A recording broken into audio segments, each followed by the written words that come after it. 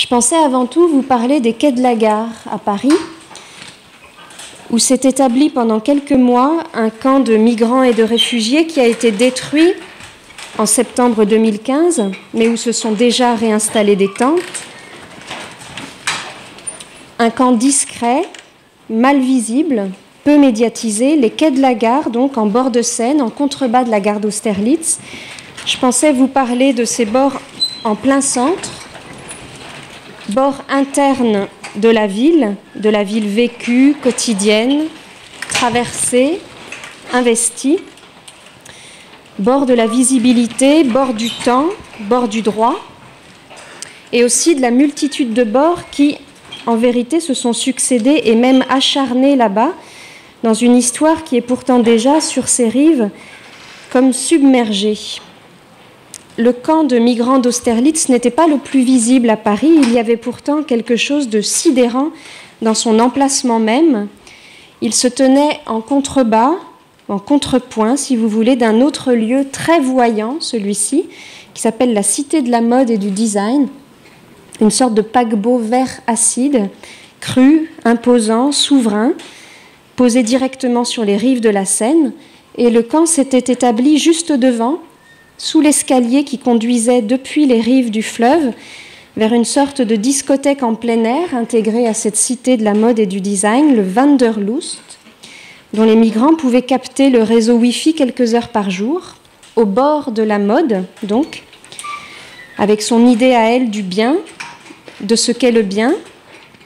en l'occurrence des biens, où gît souvent le bien dans notre forme de vie quotidienne, notre forme de vie à nous.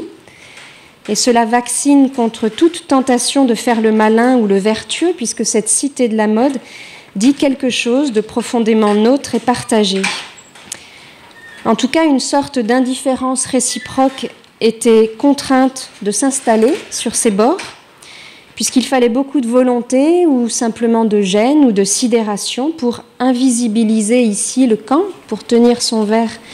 au-dessus des tentes. Et accessoirement, il fallait beaucoup de force d'âme ou d'épuisement pour réussir à s'endormir sous la piste d'une discothèque. Ce camp et cette cité se situaient aussi en face du siège de Natixis, la banque de financement et de gestion de la Banque populaire, une banque au carré, une banque de banques. Un camp de migrants a ainsi vécu pendant plusieurs mois au bord de ce que notre mode de vie et son empire d'échange et de visibilité peut avoir de plus cru. Mais il y a plus, et j'imagine que vous y pensez déjà, il se tenait aussi, ce camp d'Austerlitz, à quelques dizaines de mètres de la BNF, de la Bibliothèque nationale, de la très grande bibliothèque, un lieu où nous allons beaucoup, nous, ou pas mal d'entre nous. Le camp s'était installé à quelques dizaines de mètres de cette scénographie à la fois splendide et inhabitable, avec ses 4 livres dressés, murés, ouverts les uns sur les autres, des livres qui ne sont pas à lire mais à regarder médusés, des livres qui sont des entrepôts de livres puisque les lecteurs de la Bibliothèque nationale ont été, eux, placés en sous-sol, au bord d'un jardin interdit où pendant les premières années tombaient en direct les cèdres du Japon qui avaient été plantés ici, acheminés jusque-là, harnachés par de lourds câbles jusqu'à ce sol parisien qui ne les voulait pas, qui ne les nourrissait pas. Et puis ce n'est pas tout, car c'est encore à quelques dizaines de mètres du camp de migrants et de la BNF, donc, au 43 quai de la Gare précisément, que pendant la Seconde Guerre mondiale, les SS avaient ouvert ce qui s'est appelé le camp annexe d'Austerlitz. C'est là qu'ont été transportés les biens pillés aux Juifs, c'est sur les étagères de cette toute autre bibliothèque, de cette sorte de magasin général du nazisme, qu'étaient rassemblés les livres, les collections et les objets spoliés et en transit pour l'Allemagne, par exemple la collection de livres de Marc Bloch ou celle du fils de Durkheim. Il y avait même une section enfer dans ce lieu de spoliation au bord duquel, 50 ans après, s'est donc édifiée la nouvelle BNF. Sebald, le romancier de la mélancolie, a consacré à cette coïncidence exorbitante quelques lignes dans son récit Austerlitz, quelques lignes seulement, mais très frappantes et très accusatrices. Je le cite, « Sur le terrain vague où s'élève aujourd'hui cette bibliothèque, délimitée par le triangle de la gare d'Austerlitz et du pont de Tolbiac, il y avait jusqu'à la fin de la guerre un vaste entrepôt où les Allemands regroupaient tous les biens pillés dans les appartements des Juifs parisiens. Et là-bas, sur le terre-plein d'Austerlitz-Tolbiac, s'est entassé à partir de 1942 tout ce que notre civilisation moderne a produit pour l'embellissement de la vie ou le simple usage domestique, depuis les commodes Louis XVI, la porcelaine de Meissen, les tapis persans et les bibliothèques complètes, jusqu'à la dernière salière et poivrière. » Alors Sebald exagère si l'on veut, parce que ce n'est pas exactement au même endroit, ce n'est pas un lieu qui en a recouvert un autre, mais qu'importe, puisqu'il a ainsi identifié et nommé cette rencontre si tragique et si propre au siècle dernier, entre l'histoire de la culture et l'histoire des violences de masse. La culture regarde désormais ce que Malraux avait appelé un homme précaire. L'homme précaire et la littérature, c'est le titre de son tout dernier livre,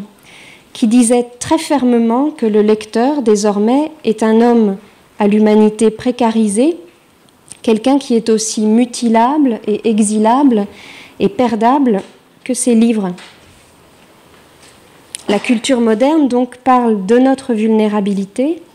elle parle à notre vulnérabilité, et le voisinage exorbitant du camp annexe d'Austerlitz, de la BNF et du campement des migrants dit quelque chose de cela. Son voisinage avec la cité de la mode et du design aussi, qui s'occupe de ce que Sebald appelle ces objets d'embellissement de la vie et de l'usage domestique, où nous engageons une bonne part de notre propre forme de vie. Alors dans cette rencontre exorbitante, encore une fois, entre l'exil, la persécution, la bibliothèque et les rêves enfouis dans les objets, peut-être pensez-vous déjà à Walter Benjamin, Benjamin dont les papiers ont probablement transité par ce camp annexe d'Austerlitz, Benjamin qui avait ressenti très tôt, adolescent, ce qu'il a appelé le besoin intérieur de posséder une bibliothèque, Benjamin dont le séjour fut si souvent l'exil. Emballer et déballer sa bibliothèque, Benjamin y a consacré bien des pages et bien des jours. Il a connu cela beaucoup de fois dans sa vie et de façon de plus en plus grave. Depuis son émigration à Paris en 1933, quand il a quitté définitivement l'Allemagne, comme Spitzer, comme Auerbach. Patrick a parlé ce matin de cette solidarité entre philologie et histoire,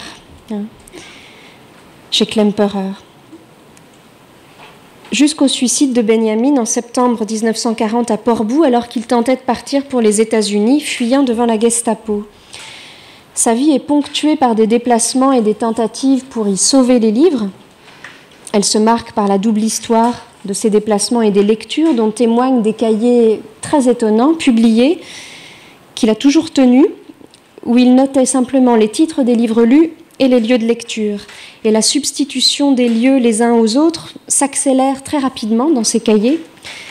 manifestant à quel point les abris de Benjamin se sont faits de plus en plus précaires. On relève au moins 15 changements d'adresse à Paris entre 1933 et 1938. Et dans le même mouvement, sa bibliothèque s'amoindrit. Benjamin tentait pourtant toujours de sauver quelque chose de cette bibliothèque en la faisant envoyer en lieu sûr,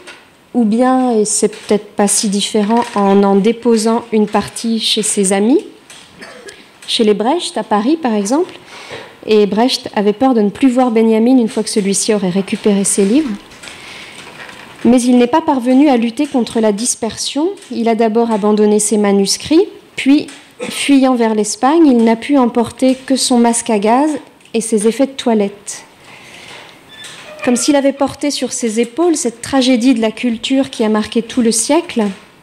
et que Sebald ancre sur le quai de la gare d'Austerlitz, et les rayonnages oublieux de la bibliothèque qui désormais s'y dresse.